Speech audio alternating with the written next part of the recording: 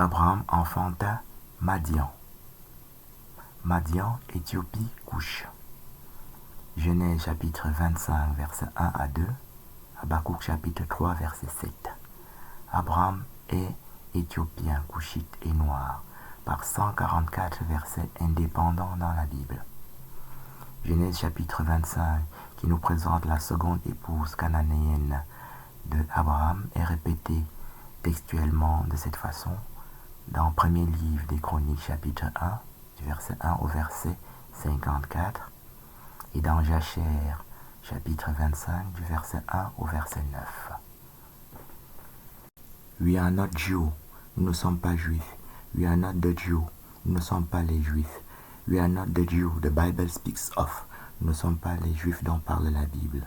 Revelation chapter 2 verse 9, Apocalypse chapitre 2 verset 9, affirme cet adolescent ashkénaze qui arbore cette pancarte dans New York, accompagné de ses parents, de toute sa famille, de toute sa tribu.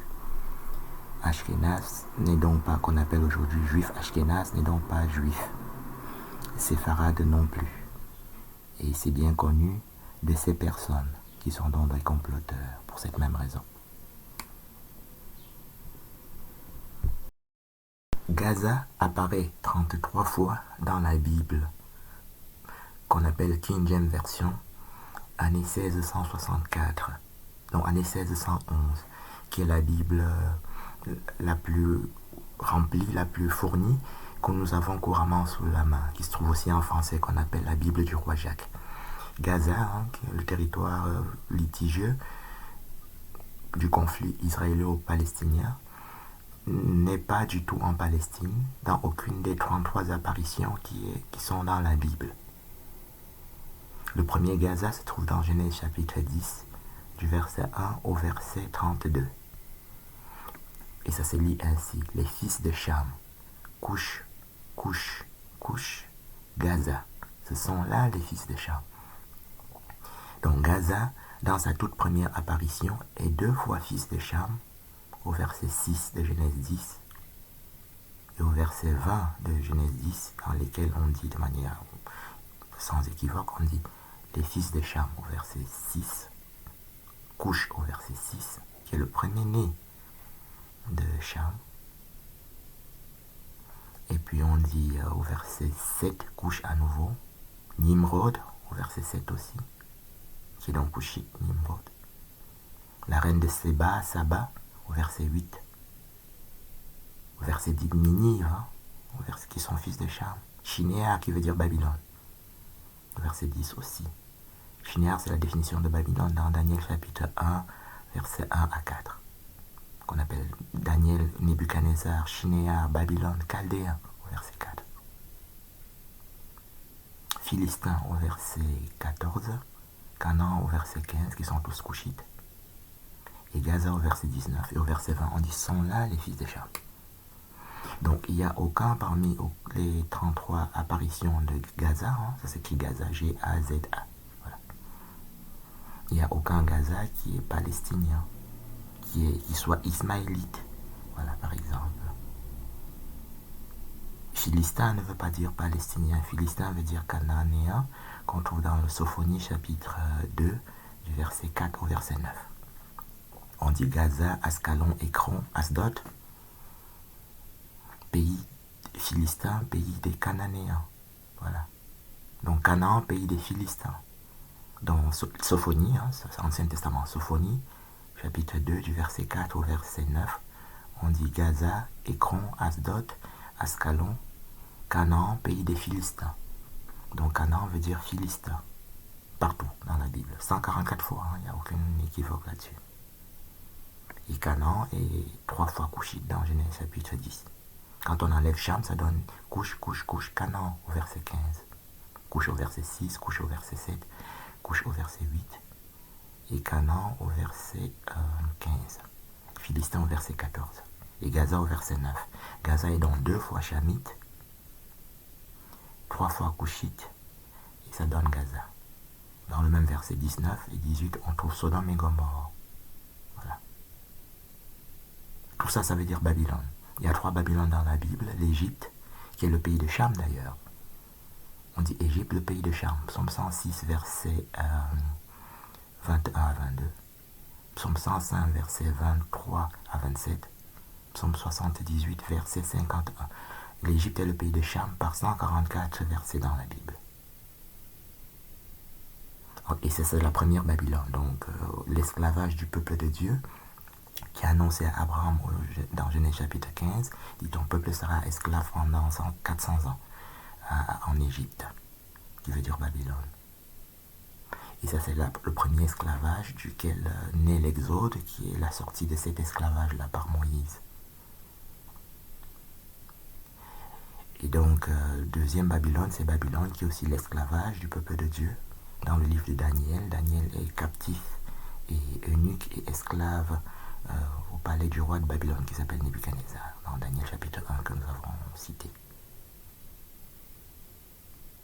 Judith la prophétesse, Esther aussi sont esclaves à cet endroit-là, à Babylone. Ça c'est le deuxième Babylone qui est aussi chamite.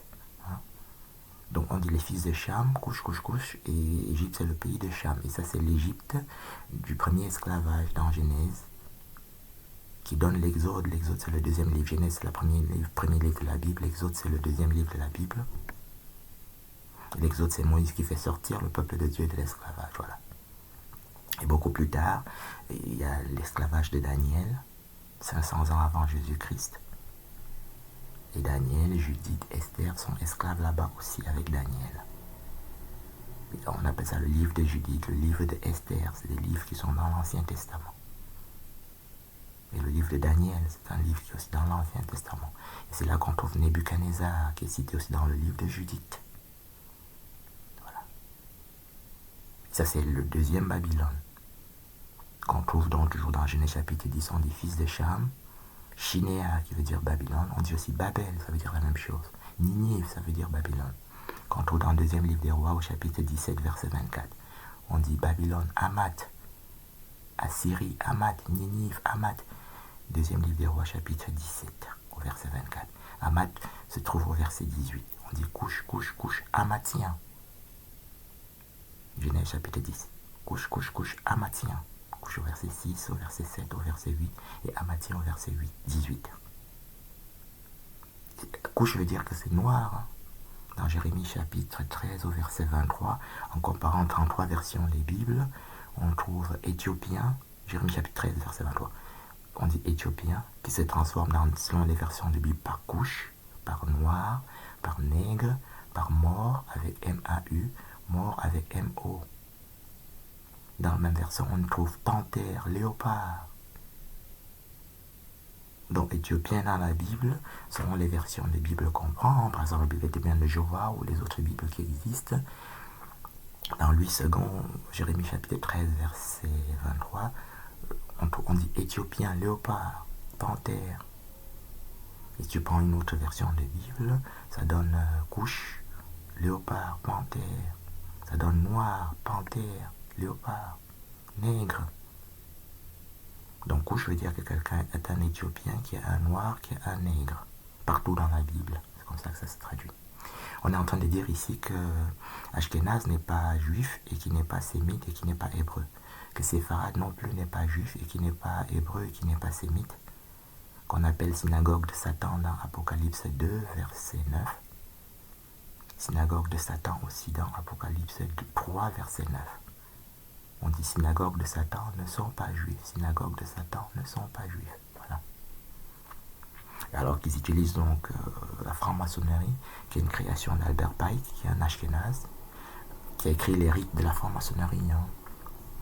Les rites anciens, les rites modifiés, tous les rites de la franc-maçonnerie sont écrits par Albert Pike, qui est donc le père de la franc-maçonnerie, qui est un rite auto-abrutissant, que les Ashkénazes et les Séfarades ont utilisé pour s'auto-abrutir profondément et pour abrutir les autres personnes qui s'inscrivent dans ces choses-là. Je le sais parce que j'étais moi-même rosicrucien et martiniste. C'est la même étoile de David et les mêmes rites.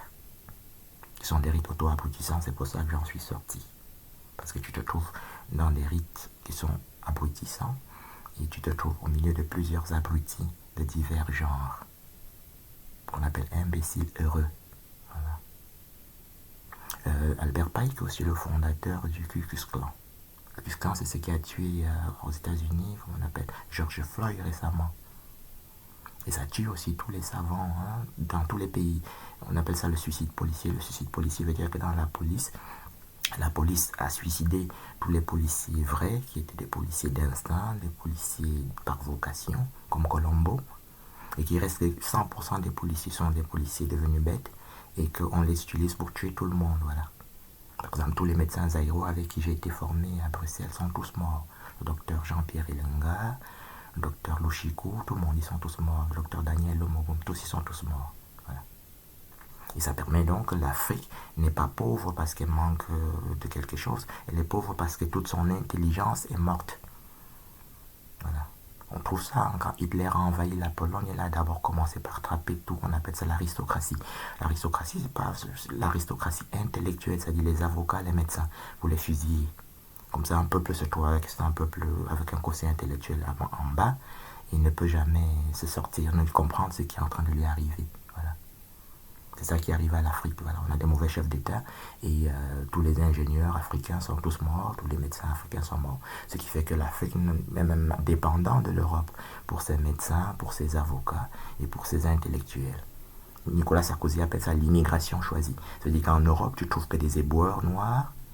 Et en Afrique aussi, l'intelligence qui traîne là-bas, c'est l'intelligence du niveau d'un éboueur. Voilà. En Europe, ils veulent que des femmes de ménage noires.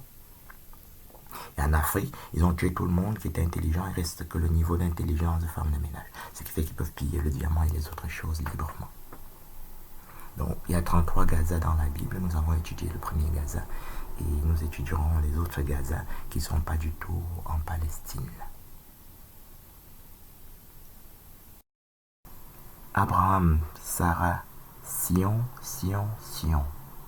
Éden, Jérusalem, mon peuple. Éthiopie, Sion, Sion. Respectivement Isaïe 51 du verset 2 au verset 23. Sophonie chapitre 3 du verset 10 au verset 16. Abraham est éthiopien couchite et noir dans Isaïe 51, qui s'explique dans Sophonie chapitre 3 et même répété dans Isaïe chapitre 18 verset 1 à 7, dans lesquels il est dit Éthiopie, Sion, Sion. Éden se définit par Éden, diamant, dans Ézéchiel chapitre 28 verset 13. Jardin d'Éden de Dieu couvert de diamants. Gaza, Caphtorim. Couche, couche, couche, Caphtorim. Deutéronome chapitre 2 verset 23. Genèse chapitre 10 du verset 1 au verset 32.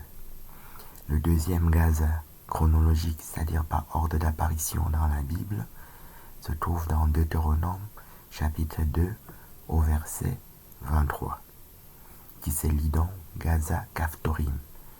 Caphtorim, ce sont des Philistins qui se trouvent dans Genèse chapitre 10 et qui sont donc fils de Cham. On dit fils de Cham.